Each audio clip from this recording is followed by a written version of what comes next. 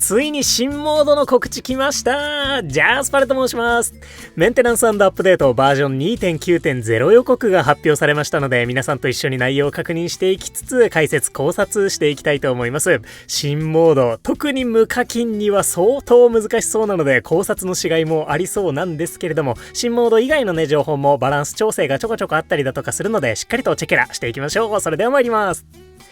ということで、メンテナンス&アップデートバージョン 2.9.0 予告です。いつもポケモンスリープをご利用いただき誠にありがとうございます。アプリバージョンアップを目的として下記日時よりメンテナンスを行います。メンテナンスの実施期間、2025年6月5日木曜日13時半から終了日時同日18時までとなっております。今週木曜日の13時30分からメンテナンスが入りますので、お昼ご飯のなんやかんやにご注意ください。6月5日木曜日メンテナンスとなります。それではアップデート予定の項目です。まずは新機能。新しいイベントキャンペーンの準備としてデカ盛り料理ウィークのデータが追加となります。詳細はイベントキャンペーンのお知らせをご確認くださいとのことで、私の動画でもバッツリ解説しておりますので、よければこちらも合わせてご覧ください。イベントでどれくらいエナジーが稼げるのかの料理シミュレーションだったり、クチートの考察だったりも動画出しておりますので、ご興味ございましたらこちらもご利用ください。そしてある意味今回のアップデートにおいて最も直接的に影響がある部分がこちらとなります。バランス調整参ります。まずはポケモンの寝顔の発見確率の調整です。全フィールドの睡眠リサーチで見ることができるポケモンの寝顔星3の発見確率が少し上がりますとのことです。星3寝顔の出現率が若干上がってくれるみたいですね。ポケモンが追加されるに従って1寝顔あたりの出現確率っておそらくどんどん小さくなってたかなと思うんですけれども、それを緩和して寝顔図鑑を埋めやすくするのと同時にリサーチの下振れが起こりにくくなって適切に眠気パワーを使い切りやすくなるみたいな、そんな意図があるのかなと思います。確かにね、星3寝顔の出現率アップであれば進化前のポケモンたちの星3寝顔も出現率はねこれまで通り維持したままリサーチ報酬の上昇につなげることができそうだなと思いますね。あとはね、ちょっとマニアックな話にもなるんですけれども、最終抽選で選ばれるポケモンの寝顔って今までどんどん更新されていったりしてたので、一部のポケモンの寝顔を結構見つけづらくなってたりもしたんですよね。例えばかつてトープウトウトでお腹の上根を除く最強の寝顔ってバンギラスの星3だったんですけど、今ではラウドボーンの星3に変わってるので、バンギラス星3を発見する難易度ってめちゃめちゃ上がってると思うんですよね。そういった寝顔救済措置的な意味合いもあるんじゃないかなと思いますね。何にせよシンプルにいい調整なのかなと思います。眠気パワーをガチ盛りできる人たちにとっては伝説のポケモンたちの星3寝顔出現率も上がってくれてたらなんかいいのかななんて思ったりはするんですけど、どうでしょうね。何せよ基本的にはいいことしかない調整なのかなと思います。続いて若草本島で発見できるポケモンの寝顔星3の追加です。若草本島の睡眠リサーチで見ることができるポケモンの寝顔星3を複数追加しますとのことです。複数どれくらい増えますでしょうかね。これと同じような調整かつても入ったことがありまして、その時は不思議花リザードンカメックスとかガルーラカイロスヘラクロスウなんかの無進化ポケモンたちも一部追加となっておりました。それこそ最近追加された闇カラスとか無進化ポケモンたちを中心に寝顔が追加されたりするのかななんて思うんですが、どうなるでしょうか。若草本島はそもそも星3寝顔の少ないフィールドでありますので、1個前の話にも通ずるところなんですが、リサーチの下振れ問題が特に顕著なフィールドとなっていました。口述しますが EX モードの追加もあって、また若草を攻略しようという人が増えそうなこのタイミングなので、ここで再びテこ入れといったところなのかなと思います。よりね魅力的なフィールドになっていってくれたら嬉しいですよね。若草の星3寝顔追加でした。続いてなかなかに重要なアップデートです。進化後のポケモンを仲間にした時の最大所持数を調整です。進化させた場合に得られる最大所持数アップの効果が進化後の状態で仲間にしたポケモンにも適用されるようになります。アップデート後ポケモンボックス内の当該のポケモンたちにも自動で適用されますとのことで、アップデート前後での最大所持数の変化の例出てました。コラッタから進化させたラッタは最大所持数21が21のままで変化なしなんですが、進化後の状態で仲間にしたラッタの最大所持数は16から21にしっかり進化させた分のプラス5増えますということで、進化後ゲットでも最大所持数が増えることになりました。なので今後進化によるパワーアップはスキルレベルの上昇のみということになりますね。それもめちゃくちゃでかいんですけどね。特に食材ポケモンの進化後ゲットは最大所持数の低さから睡眠での育成との相性は悪かったかなと思うんですけれども、そのあたりが大幅に改善されることになりそうなので、これ非常に嬉しい調整だなと思います。それこそ最近追加されたポケモンで言えばハピナスとか以前の動画でも取り上げたんですけど、ハピナスの強さって最大所持数によるところがかなり大きいなと思っていて、なのでしっかりピンプクから育てたいわけなんですけれども、進化アイテムが必要だったので、それもまた別のハードルがあったりとかしましたよね。でも今後はハピナスを直接ゲットしても食材のポケモンとしてはある程度しっかりと能力が担保されることになるので、スキルレベルこそ上がらないんですけど、それこそねデリバードみたいな最初からスキルレベル1のデリバードよりはちょっと捕まえづらいフレンドポイント20だけどとっても強い卵を集められるある意味無進化ポケモンだねみたいなね、そういう扱いをしても良さそうなので、それこそクワガノンとか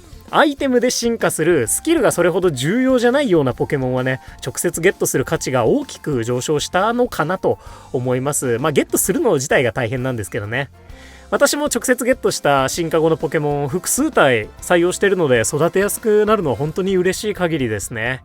無課金の範囲だとね、進化後ポケモンにチャンスついた時とか、これまではポケサブレしか上げてなかったけど、今後はボーナスサブレも上げちゃおうかなくらいにはね、選択に影響の出てくるアップデートなんじゃないかなと思います。他にもね、こんなポケモンの直接ゲットいいんじゃないかとか思いつくものあれば、ぜひコメント頂戴できたらなと思います。なんでしょうね、やっぱ石進化のポケモンがパッと浮かぶんですけど、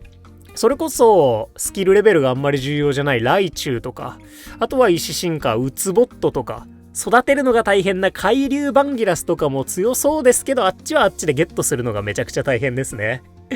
ねえ、種ポケモンがいなかった時にボーナスサブレ上げちゃう枠として無進化ポケモンたちと似たような感じで考えておこうかななんて思います。進化後ゲットポケモンの最大所持数増加についてでした。バランス調整ラストは一部のお手伝いポケモンのお手伝い能力を調整です。バタフリー、ドードリオ、チルタリスのお手伝い時間を少し短縮となっております。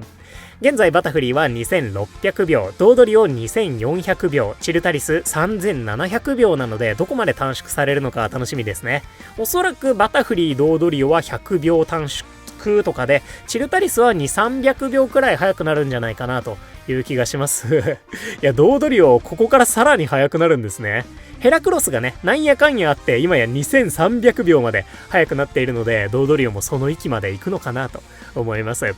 またバタフリー、チルタリスは次のフィールドでの活躍が期待されているポケモンでもありましたよね。同じくアーボックが以前3700秒から3400秒まで短縮されていたりもしたので、こっちにもテこ入れ上げちゃおうっていうことになったのかもしれませんね。もしくは EX モードの影響かもしれません。各タイプの戦力差をなるべく整えたかったとか、そういう意図も感じなくもないですね。もしそうであるなら、さすがにそろそろ地面タイプのポケモンの追加来そうですよね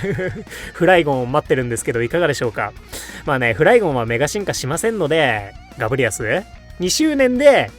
鳳炎御三家が追加されてラグラージとか、バクーダはねどちらかというと炎寄りかなと思ってるんですけれども、そういったポケモンたちが来たりするんでしょうかね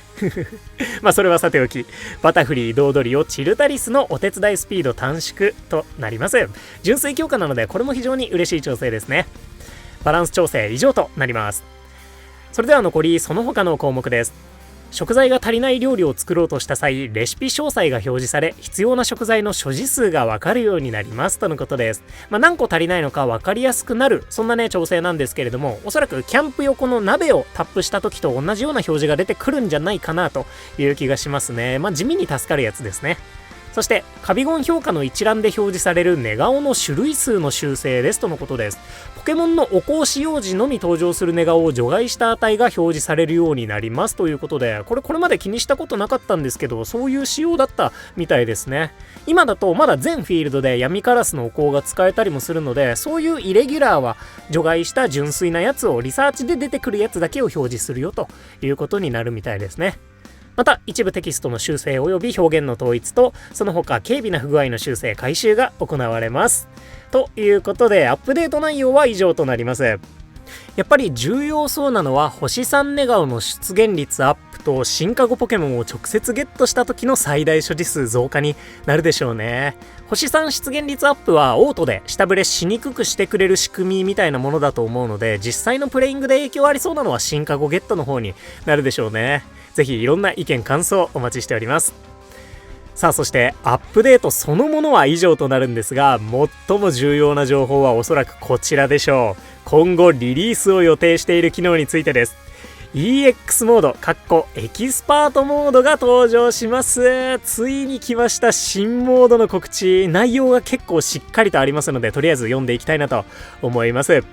2025年7月末から8月上旬頃に予定しているアップデートで様々な種類のお手伝いポケモンを活躍させることができる挑戦しがいのある新しいモードが登場します。カビゴン育成の難易度が上がる代わりにこれまでより多くの報酬を獲得することができます。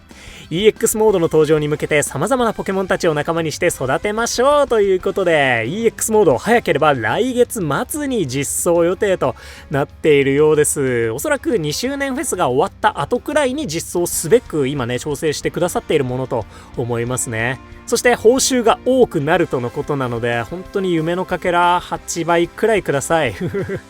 期待しておきたいなと思います。そんな EX モードの解放条件です。若草本島のカビゴン評価がマスター18に達すると若草本島の EX モードに挑めるようになります。すでに条件を達成している場合は EX モード実装と同時に解放されますとのことで、若草マスター18が若草の EX モード解放条件となります。若草マスター18はおよそ217万エナジーとなっております。若草本島の EX モードと言っているので、最初は若草の EX のみが追加されて、今後各フィールドの EX が追加されるとかになるんでしょうかね。若草以外はどういうルールになるのかちょっと気になるところです。そんな EX モードのルールなんですが、本当にいろんなタイプのポケモンを育てていないと厳しいものとなりそうだなと思いました。読んでいきます。チーム編成の工夫がより重要に。今週のカビゴンの好きな木の実がメイン1種、サブ2種に分けられ、メインの木の実を拾ってくるポケモンはお手伝いに関する様々なボーナスを受けられます。代わりに今週のカビゴンの好きな木の実を拾ってこないポケモンにはお手伝いに関するデメリットが発生します。カビゴン育成に関するボーナスが追加で毎週ランダムで1種選ばれますとのことです。おそらくこういうことなんじゃないかってことをざっくりとまとめたいなと思います。まず若草 EX ではいつも通りランダムで木の実が3種選ばれますと。でその3種以外のタイプのポケモンはそもそもデメリットがついてしまいますよと。好きでもね木の実食ってられっかと、きっとね変色家なカビゴンが本気を出して切れ散らかすといったわけで、基本ランダムで選ばれた3種を駆使して頑張ってくださいねっていうことになりそうですね。でそのうちメインが1種、サブが2種となってメインのみプラスのボーナスが受けられます。様々なボーナスと書かれているので、例えばハロウィンやホリデーみたいな集める食材プラス1個、メインスキル発生確率 1.5 倍、スキルレベルプラス1とかそういうやつになるんでしょうかね。サブはもはやデメリットがないといった感じでしょうか。木の実一致ではありますけどね。そしてそこにランダムボーナスが1つつくと、例えば木の実得意は木の実プラス1個とか、食材得意は食材プラス1個とか、スキル得意はスキル率 1.5 倍とか、そういう得意なものに関するボーナスなんじゃないかなと予想しているんですが、いかがでしょうか。ぜひ皆さんの予想もお聞かせください。そんなわけでランダムで選ばれたメイン1種のタイプを中心にランダムボーナスも駆使して頑張っていこうぜっていう、そういうモードってことなのかなと思ってます。どうなるでしょうかね。デメリットって何があるんでしょうかね。様々なボーナスの逆になるようなね、そんなデメリットがついたりするんでしょうか。何はともあれ本当にいろんなタイプのいろんな得意なもののポケモンを育ててないと攻略がしづらい、そんな激ムズモードとなるんじゃないかななんて思います。いや恐ろしいですね。これオール得意のダークライくんがまたちょっと株を上げた可能性は感じますね。この木の実もねフィールド移動チケットでガチャれるのであればまだ難易度をある程度コントロールできそうなんですが、これマジでメイン木の実が地面タイプだったらほとんどの方積みません今ガラガラとダグトリオしかいませんからね。何はともあれ、ちゃんとバチボコに難しそうな EX モードであります。そんな EX モードで得られる報酬についてです。ポケモンの寝顔を見るために必要な眠気パワーが大幅に増える代わりに、各寝顔をリサーチした時のリサーチ EXP 夢のかけらポケモンの飴の獲得量が増えます。色違いのポケモンに出会いやすくなります。ウィークリーミッションに EX モード限定の項目が複数追加されます。出現するポケモンの種類が若草本島の EX モードと通常の若草本島では異なりますとのことです。 EX モードではめちゃめちゃ眠気パワー稼いでも全然下振れしませんし、それに見合う報酬をお渡ししますよと、そういった感じなのかなと思いますね。ポケモンの出現数が増えるとかではなさそうなので、リサーチの基本的な流れはこれまで同様ってことになるのかなと思います。言ってしまえばピカチュウの星1寝顔丸まりね EXになってるみたいなことになるんじゃないかなと思いますね。そして色違いのポケモンに出会いやすくなるんだそうです。これね、通常モードよりサブレを節約できるなら願ったり叶ったりなんですけれども、色違い確率はね、そこまで期待しすぎてもといったところでしょうかね。そしてしっかり出現するポケモンも異なるということで、しばらくね、若草 EX しかないのであれば、若草には出現しないミニリュウだとかココドラだとかは EX やり続ける限りはゲットできないということになってしまうので、そういったところに何かしら調整が入ったりする気がするんですけれども、こちらもどうなるでしょうね。気になります。現状フィールドボーナスについての案内が何もないんですけれども、若草のフィールドボーナスをそのまま参照するということであれば、やっぱり高い方が有利かなと思いますので、若草のフィールドボーナスを上げる理由も出てくるかもしれませんね。とにかく寝顔の眠気パワー消費が EX になって報酬も EX になると、そして難易度激ムズと、そんなモードとなっていそうです。今よりもエナジーを稼ぐのは明らかに大変そうなので、挑むことでミッションなんかも含めてどの程度ね、報酬がもらえるのか本当に気になるところです。マジで夢のかけら8倍くらいもらえたってよくないですか？ダメかかけらゲットの子たちがいる意味がちょっとなくなっちゃいかねませんもんね。そんな EX モードなんですけれども、若草マスター18以外にもプレイのための条件があります。 EX モードのプレイ方法。EX モードに挑戦するためには EX チケットが追加で必要です。 EX チケットはスリープポイント交換所で交換することができますとのことです。さあどんだけスリープポイント要求すんねんといやスリープポイントが必要かどうかは書かれてませんけどね。なんと EX モードで遊ぶにはスリープポイント交換所で EX チケットを交換しなくてはならないということになっております。おそらくスリープポイント交換所に置くってことは毎月の交換可能枚数を制限したいってことなんじゃないかなとは思うんですよね。ってことで先ほど木の実ガチャができればみたいな話をしたんですが、例えばこのチケットが月5枚しか交換できなくてガチャるのであれば毎週は挑戦できないよーみたいな、ちゃんと難易度を EX にするための仕組みなんじゃないかというような気がしております。いやね、スリープポイント使うのであればね、例えば EX ミッションで使った分返してくれたりしませんかねよくあるね、毎月のバトルパスみたいな、そういう仕組みだったら嬉しいんですけれども、ちょっとね、このあたり何ポイント要求されるのか、そして木の実ガチャ、料理ガチャできそうなのか、詳細な情報を震えて待ちたいなと思います。なお上記は開発中のものにつき実際の使用とは異なる場合があります。 EX モードの詳細な情報は後日お知らせいたしますのでお楽しみにと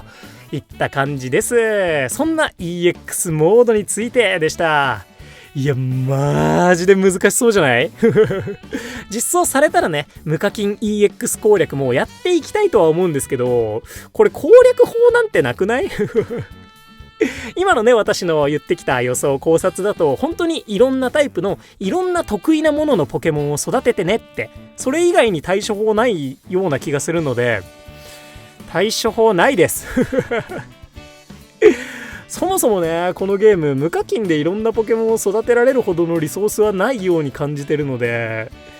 夢のかけらを集めろってこともしかしたら EX モードの攻略法が夢のかけらをもりもり集めていろんなポケモンを育てて挑もうになる可能性あるんですかねめちゃくちゃ時間かかりそうなんだけど、いやね、まだ詳細が出ていないので何とも言えないんですけれども、本当に難しそうだなと概要を読むだけでは思いましたね。かけらゲットのポケモンな、育てても多分 EX モードでは活躍しないだろうから、本当にめちゃくちゃ本当難しそう。まあそんなわけで詳細を震えて待つしかないわけなんですけれども、 EX モードの実装時期8月前後ということなので、もしかして新フィールド来ないとかあります私ね、今月新フィールドかなと思ってるんですけれども、8月ってまだまだ新ポケ厳選してそうじゃないですか。なのでね、そのあたりも何を先にやるべきなのかとか、それこそ EX モードはそもそも月に1枚しかチケット交換できないとかだったりするんでしょうかね。いろいろとね、今後も考えていかなくちゃいけないこと多くなっていきそうです。そんな EX モードに関する意見感想、皆さんの予想考察、何でもコメント頂戴できたらと思います。ぜひいろんな意見お待ちしております。よろしくお願いいたします。そんなメンテナンス&アップデートバージョン 2.9.0 予告と EX モードについてでした。改めてとはなるんですけれども、メンテナンスは6月5日木曜日13時30分からとなります。木曜日のお昼ご飯ご注意ください。ということで、ここまでご視聴いただきまして誠にありがとうございました。お相手パルでした。よろしければ動画にグッドを押していただけますと動画制作の励みとなります。いつもたくさんのグッド本当にありがとうございます。これからもみんなでポケモンスリープ盛り上げていきましょう。それでは今週はデカ盛りウィークに向けて準備進めつつ、激ヤバ難易度となりそうな EX モードに向けていろんなポケモンたちにも注目していきましょう。今日も元気にいってらっしゃい。またね、バイバーイ。